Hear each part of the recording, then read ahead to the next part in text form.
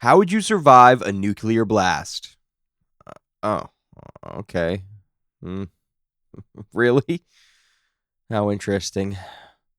Well, personally, I think you're wrong and stupid and a big dummy. So today I'm going to teach you how to survive a nuke. If you see the flash, do not stare at it. Turn away, get down, and cover your eyes and head. Stay flat until the heat and shock waves have passed. A nuclear detonation would most likely result in mass casualties and the creation of ghouls and death claws. But don't worry, good planning and preparation can protect you and your family. According to the International Commission on Radiological Protection, the best way to protect yourself if a nuclear bomb was to go off would be to go inside a basement or the center of a building, putting as much material, i.e., bricks and concrete, between you and the explosion. After the detonation, you'll have about 10 minutes to find shelter before fallout arrives. No. Go away, Todd. It's not that kind of fallout. Just remember, getting yourself underground is the gold standard, but guaranteed protection in a building is better than taking the risk searching if you're not sure where an underground location is. On August 6th, 1945, Hiroshima, Japan, there was a man called Eizo Nomura. He was in a reinforced basement of the fuel hall where he worked, a building approximately 560 feet from ground zero, the point directly beneath where the bomb exploded. He miraculously survived. He had clear signs of radiation poisoning. However, his health gradually improved, and he went on to live a long, healthy life, passing away in 1982 at the age of 84. Out of 37 people in the building that day, he was the only one in the basement and the only one to survive the explosion. The other 36 sadly lost their lives. Hazards. There are many hazards to be aware of when dealing with nuclear blasts. I know. I too was shocked when I heard of these so-called hazards. I, like many others, assumed nuclear bombs were perfectly safe, being full of cuddles and kisses. However, now that I'm aware of the dangers involved, I think it's only right for me to share this information. First, you have the thermal pulse.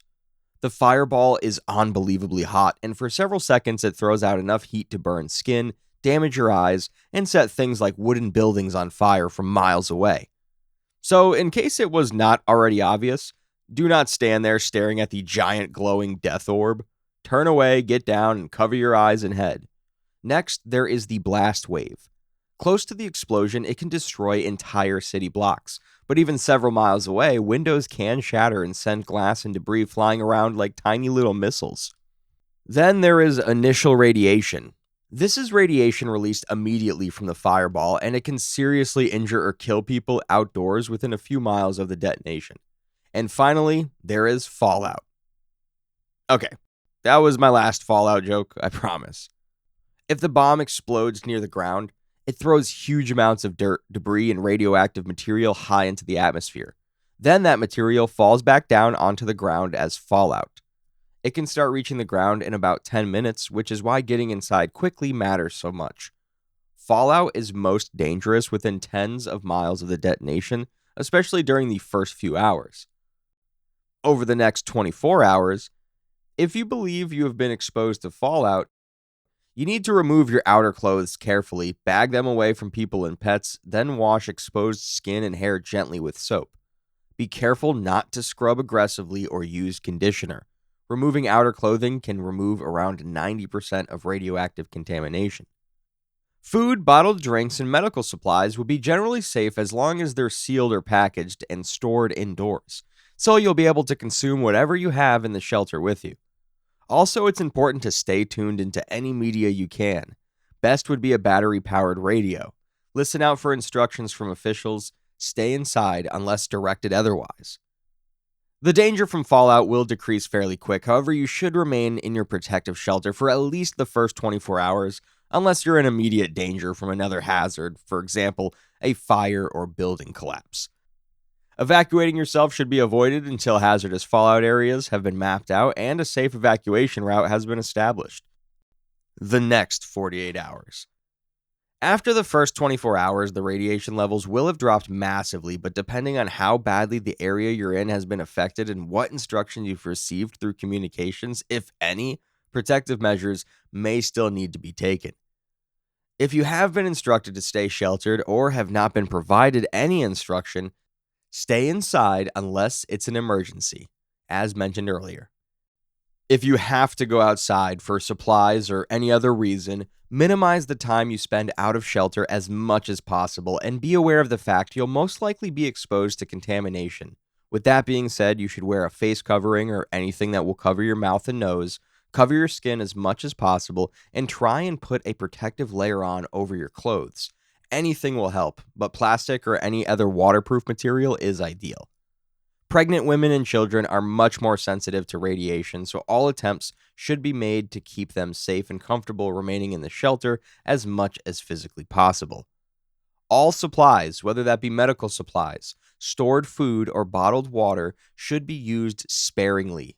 Obviously, if you are prescribed a specific medication and amount you should take, you should still follow the prescription. Avoid consuming running water if possible, and do not consume any food that is not sealed or has been exposed to the outside, for example, fruit and vegetables. As tough as it may be, separated family members should remain separate in their own shelters as you risk exposing yourself and others to radiation. Now we'll cover if you have been instructed to evacuate. Leave only once instructed to do so by officials. You'll be given an exact destination and route. It's important to follow this route as this route will have been cleared by the government and military as the safest route, and they'll probably have set up a system for evacuees to go through thorough decontamination and to receive medical attention. Only bring the items that you already have with you or items that are absolutely essential and can be grabbed safely and immediately. Your medication, IDs, documents, phones, GTA 6 pre-order receipt, life-size Hezbollah cardboard cutout, Ninja Foodie air fryer 6-in-1 8-quart 2 basket with dual zone technology, etc.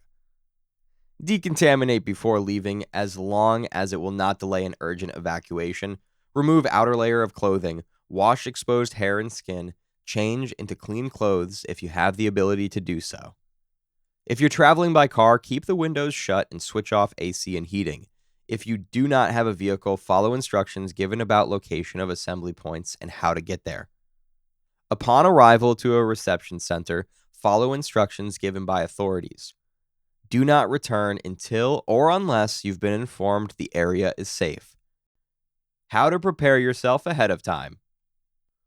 Ooh, stockpile cans of beans and toilet paper.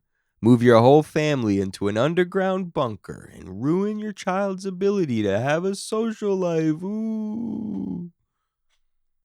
Being prepared for worst-case scenarios doesn't have to be some extreme fixation that takes over your entire personality.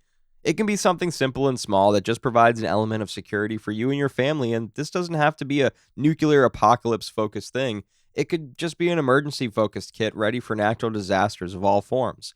Having a little box or duffel bag prepped in your garage or under your bed that covers supplies to last you a few days that can be easily grabbed, pre-packed is, if anything, a sensible idea. Things you should think about having prepared just in case. A survival kit. This should include a flashlight with extra batteries, power banks, and a battery-powered AM radio. A first aid kit. This should include tools and medication to treat injuries and burns, band-aids, any daily medication you or family require, and over-the-counter pain medication. Several days of non-perishable food, including pet food if you have any. A stock of bottled water. A set of spare clothes and footwear. Okay, that's it for me. Now, you should be much more aware of the actions you should take in the event of a nuclear blast, rendering you completely invincible around nukes. Don't bother Googling your survival chances. I've now granted you immortality. If you have any questions or want to read further about this topic, I'll leave the sources I used for my research in the description below. Have a great day, night, morning, or evening. Goodbye.